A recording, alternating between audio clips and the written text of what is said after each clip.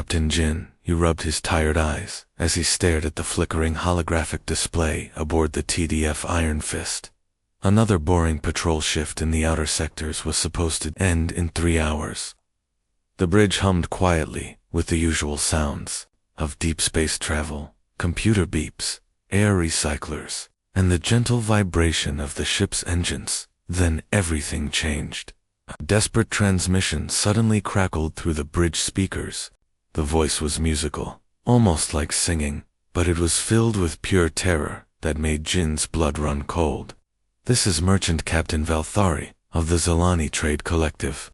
We are under attack by Korthok raiders in the neutral zone. Our escorts are destroyed. They're hunting us like prey animals. Please, any civilized species in range, we need immediate assistance. They're killing everyone. They're not taking prisoners. Oh stars, they're coming back for another pass." The transmission cut off with static. Lieutenant Bo Min looked up from her sensor console, her face pale. "Sir, the transmission is 12 hours old. I'm checking galactic frequencies." She worked quickly, her fingers dancing over the controls. Other galactic powers are maintaining safe distance from Korthok territory. Nobody's responding to their calls. Jin's jaw tightened. Every spacer in the galaxy knew about the Korthok. They were brutal raiders who attacked merchant ships for fun. They didn't want cargo or money. They wanted to kill. They took no prisoners and left no survivors.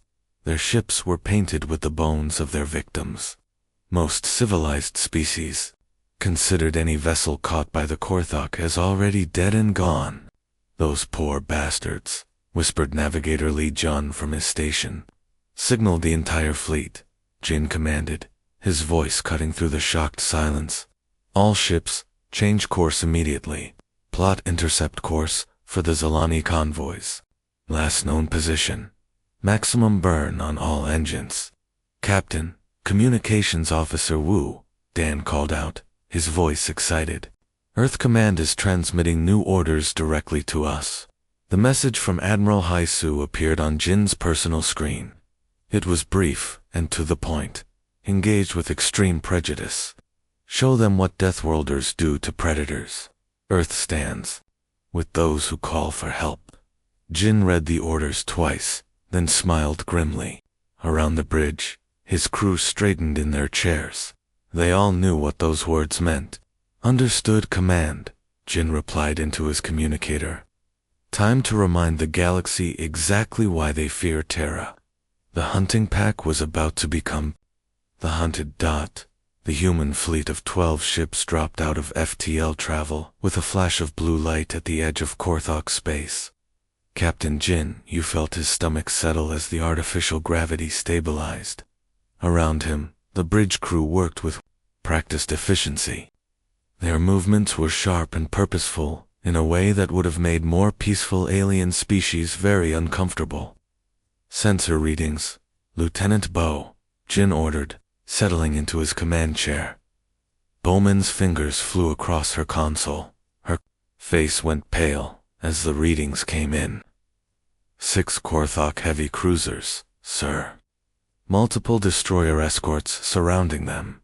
They single quotes double quotes. She paused, swallowing hard. They're executing survivors in the debris field. Jin's knuckles went white as he gripped his chair. "Show me." The main screen lit up with a view that would haunt his dreams. Twisted metal from destroyed Zalani merchant ships floated in space like a graveyard. But worse than the wreckage were the small escape pods drifting helplessly between the debris. As they watched, a Korthok destroyer fired its weapons at one of the pods. The tiny craft exploded in a ball of fire. "They're hunting them for sport," Navigator Lee Jun whispered, his voice filled with disgust. The Zalani distress calls had grown weaker over the past hour during their journey here. Now Jin could see why. What few escape pods remained were being systematically destroyed, one by one. The Korthok weren't even bothering to board them for prisoners or supplies. They were just killing for the fun of it. "Sir," Communications Officer Wu Dan spoke up. "Standard protocol would be to hail them first, Demand they cease hostile actions and withdraw. Jin stood up slowly. No hails, no warnings, no surrender demands. His voice was cold as space itself. The Korthok understands only one language, so we'll speak it fluently. He opened a channel to the entire fleet. All ships, this is Captain Jin. Combat protocols are now active. Weapons free. Remember, we're not here to negotiate with monsters. Around the bridge, red combat lights began flashing. The peaceful hum of normal operations changed to the sharper sounds of a warship preparing for battle. Weapons Officer Tay. Gil's hands moved across his console with deadly precision. All systems armed and ready, sir. Kinetic rounds loaded. Energy. Weapons at full charge. The entire fleet is ready to engage. Good. Jin's smile was the kind that would have made a shark nervous. Then let's show these raiders what happens when they meet real predators. The hunt was about to begin, and this time, the Korthak would be the prey. The human fleet emerged from their approach, vector like sharks, smelling blood in the water. There were no grand speeches, no demands for surrender, no attempts at negotiation, just sudden, overwhelming violence that caught the Korthok completely off guard. The TDF Vengeance, under Commander Rina, opened fire before the enemy even knew they were there. A full spread of kinetic rounds slammed into the nearest Korthok destroyer at incredible speed. The alien ship's shields weren't even raised yet. The massive projectiles punched through the hull like bullets through paper, and the destroyer cracked open like an egg. Atmosphere and debris spilled into the cold void of space. Beautiful shot, Commander, Jin said over the fleet communications. Target their engines first. Don't let any of them run. We finish this here and now. The Korthok ships scrambled to respond. For centuries, they had been the hunters. They were used to their victims begging for mercy or trying to negotiate. They had never faced an enemy that attacked without warning. Korthak Admiral Grekstar's voice crackled over the intercepted communications, filled with shock and outrage. What species dares attack us without warning? We are Korthak. We are the terror of the spaceways. His transmission cut off abruptly as Lieutenant Commander Hoei's ship. The Retribution rammed straight into the Korthok flagship's port, side at full ramming speed. The human vessel's reinforced prow, designed specifically for this kind of attack, punched through the enemy's armor plating like a spear through cloth. Both ships shuddered from the impact. Alarms blared on both vessels as hull breaches opened to space. Boarding parties, deploy immediately. A's voice came through the comm system, calm and collected, despite her ship's groaning hull. All Marines to breach points. Take no prisoners. The Korthak Admiral couldn't believe what he was seeing. These humans were using their own ships as weapons. They were willing to destroy their own vessels to win the battle. In all his years of raiding, he had never encountered an enemy that treated their own lives as expendable weapons. They're insane, screamed a Korthok captain over the radio. They're ramming us with their own ships. But Jin knew better. This wasn't insanity. This was calculated warfare from a species that had learned to fight on a world that tried to kill them every single day. The Korthok thought they were predators, but they had never met humans before. They had never faced Deathworlders who viewed violence not as cruelty, but as a necessary tool for survival. The real battle was just beginning. Marine Captain Ungil kicked through the twisted metal of the breach in the Korthok flagship's hull. Behind him, 20 of his best soldiers followed, in single file. The hull in the enemy ship was still glowing hot from the impact, and sparks flew everywhere as damaged systems tried to repair themselves. The Korthok aliens inside scrambled to respond to the sudden invasion. Their cruel, reptilian features were twisted with confusion instead of their usual predatory confidence. These raiders were used to terrifying their victims, not being terrified themselves. They're fighting in hard vacuum.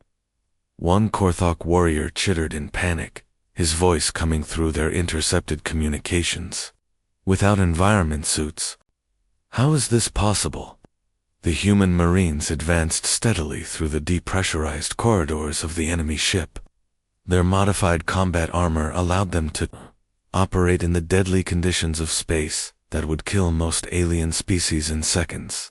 Where other races needed bulky life support systems, humans just needed better armor and training. But the real shock came when the Marines started using the vacuum of space as a weapon itself.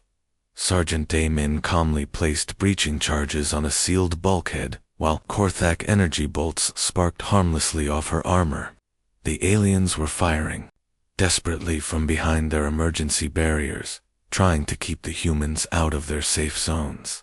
Breach in 3, 2, 1, Da said into her communicator.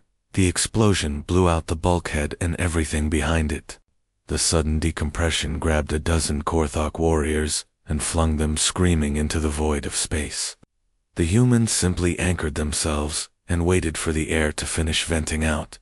Then they advanced again, room by room, corridor by corridor, showing the same mercy to the Korthok that the raiders had shown to innocent Zilani civilians, which was to say, none at all. The Korthok had spent centuries hunting defenseless merchant ships. They had never faced soldiers who were trained to fight in conditions that would kill normal people. They had never encountered warriors who could turn the deadliness of space itself into a weapon. Sir, Communications Officer Wu reported to Captain Jin back on the bridge. We're intercepting Korthok fleet communications. They're terrified. They're calling us the Void Walkers and death spawn from the cold dark. Jin nodded grimly as he watched the tactical display. His Marines were advancing steadily through the enemy flagship, leaving no resistance behind them. Good. Fear is the only language these monsters understand.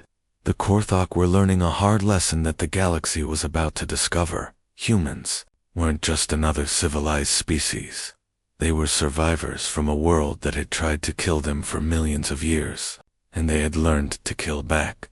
3 Korthok ships managed to break free from the main battle, their engines screaming as they fled toward the nearby asteroid belt. The crews aboard these vessels had watched in horror as their mighty raiding fleet was torn apart by humans who fought like demons from the void. Captain Jin's voice cut across all human communication frequencies, cold and final. Pursuit formation. Hunt them down. No survivors. The real hunt began. The TDF Stalker, commanded by Captain Su Han, was perfectly built for this kind of work. Her ship was designed for stealth operations, and she used the asteroid field's natural magnetic interference to mask her approach. The massive floating rocks created sensor shadows that could hide an entire battle fleet. The fleeing Korthok ships were built for raiding defenseless merchant vessels, not for running from determined military pursuers. Their hulls were heavy with trophies from past victims' bones, metal fragments, and painted kill marks that now seemed like cruel jokes. They had never been the prey before. Broadcasting captured Korthok distress calls on their own communication frequencies, reported Communications Officer Minyu from the Stalker's bridge. Their admiral is begging for reinforcements from the home fleet, but the psychological warfare was just getting started. The humans had recorded everything from the main battle, every scream, every death cry, every moment of terror. Now they played it all back on the Korthok emergency channels. The recordings of dying Korthok warriors echoed through space like ghostly warnings. Their final words, their pleas for help, their shocked realization that they were being outfought, all of it broadcast back to their fleeing comrades. The effect was devastating. The Korthok crews, who had spent their lives terrifying others, now found themselves paralyzed by fear. Korthok Subcommander Threk Veres voice cracked over the intercepted communications. Command, these humans, they're not civilized. They're monsters. They fight like savage beasts. They fight like, double quotes like us. Jin finished quietly on his own bridge, listening to the transmission. But better, the Stalker emerged from behind a massive spinning asteroid, like a nightmare made Real. Her weapon systems had been charging in silence, and now they unleashed hell. Concentrated fire from her main guns split the first Korthok ship's hull wide open. The enemy vessel died without even getting off a return shot. 2 Korthok ships left. Captain Sue. Han's voice came over the fleet channel. Calm, as if she were ordering dinner. Target acquired and eliminated, moving to intercept the remaining vessels. The hunters had become the hunted, and they were learning what terror really meant. The last 2 Korthok ships were trapped like cornered animals, floating dead in space with their engines destroyed by precise human weapons fire. Admiral Grextar knew he was about to die, but he had one final card to play. It was a tactic that had worked against every so-called civilized species in the galaxy. Human vessels, Grextar transmitted, his voice trying to sound confident, despite the fear creeping in. We hold 47 Zilani civilians aboard our ships. We took them from the convoy before you arrived. Withdraw immediately, or we execute them all. On the bridge of the Iron Fist, Captain Jin didn't even pause to think. His response was immediate and chilling. All ships, prepare for boarding. Operations. Marines to assault positions. The Korthok admiral couldn't believe what he was hearing. Every other species in the galaxy would have stopped to negotiate, would have tried to find a peaceful solution. Did you not understand me, human? We will kill the hostages if you attack. Jin's reply came through the communication channel, as cold as the vacuum of space around them. And we will kill you. The difference is, we're much better at it than you are. The assault began within minutes. Human boarding pods launched from multiple ships, slamming into the Korthok vessels like bullets fired from guns. The attack was swift, coordinated, and absolutely brutal. Corporal Gilbo led his squad of Marines through the cramped corridors of the first Korthok ship. The walls were slick with blood from 3 different species, and emergency lighting cast everything in a hellish red glow. He followed the sound of terrified civilians crying somewhere deeper in the ship. Found them, he reported into his communicator, arriving at a heavily reinforced blast door. He didn't bother trying to unlock it. Instead, he kicked it down with his powered armor. Inside, a dozen Korthok warriors held crude weapons pointed at huddled Zilani families. Men, women, and children cowered together in the corner, their large eyes wide with terror. The firefight that followed lasted less than 30 seconds. The human Marines moved with deadly precision, each shot carefully calculated. When the smoke cleared, every single Korthok was dead on the floor, and not one human soldier had hesitated to take a shot that might have endangered a hostage. Deathworlders don't negotiate with terrorists, Gil muttered, removing his helmet and kneeling down to help a trembling Zilani child to her feet. We eliminate them. The little girl looked up at him with wonder, seeing her rescuer's face for the first time. To her, he looked like a guardian angel. Admiral Grextar stood alone on the bridge of his burning flagship, surrounded by the bodies of his dead crew. Smoke filled the air, and sparks flew from damaged control panels. His mighty raiding fleet, which had terrorized the galaxy for decades, was nothing but floating wreckage around him. Through the cracked view screen, he could see the human ships closing in like a pack of wolves. His hands shook as he activated the emergency communication system one last time.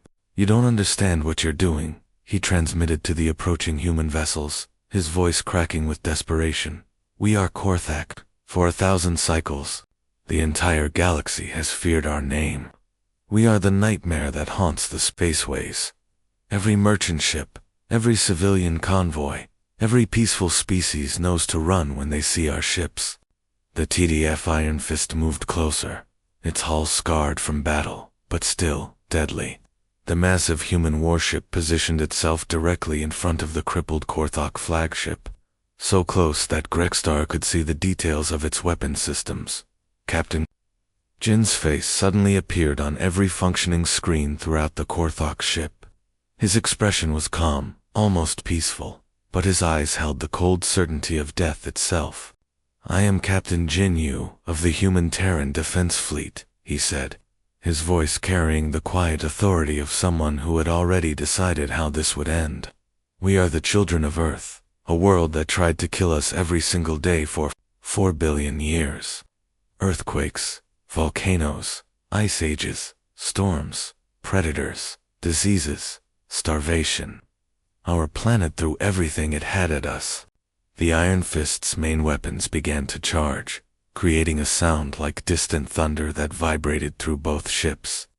But we survived it all, Jin continued, never breaking eye contact with the alien admiral.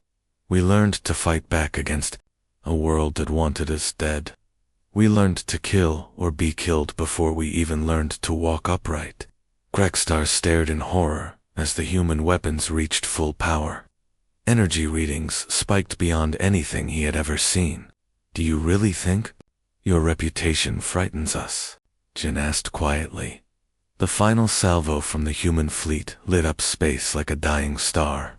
The concentrated firepower was overwhelming, turning the once mighty Korthok flagship into superheated plasma. When the brilliant light finally faded, there was nothing left but cooling debris and scattered atoms.